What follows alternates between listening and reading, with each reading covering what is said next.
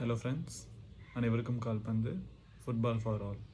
So இந்த 10 to 12 வயசுக்குள்ளே ஒரு ஃபுட்பால் பிளேயர், அதாவது கிராஸ் ரூட் லெவல் பிளேயர் எந்த மாதிரி அகாடமியில் போய் ஜாயின் பண்ணணுன்னா, அந்த அகாடமியில் சர்டிஃபைடு கோச்சஸ் இருக்கணும்.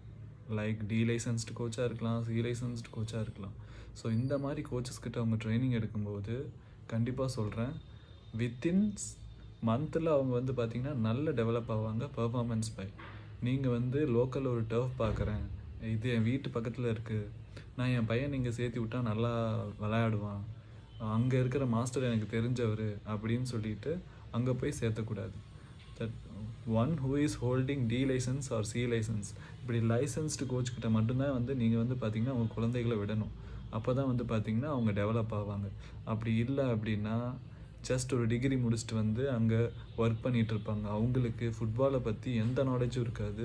உங்கள் குழந்தைங்க 1% கூட ஃபுட்பால் இம்ப்ரூவ் பண்ண மாட்டாங்க. ஸோ ஃபர்ஸ்ட் நீங்கள் ஒரு நல்ல லைசன்ஸ்டு கோச்சு கீழே தான் உங்களோட குழந்தைய ட்ரெயின் பண்ணணும்.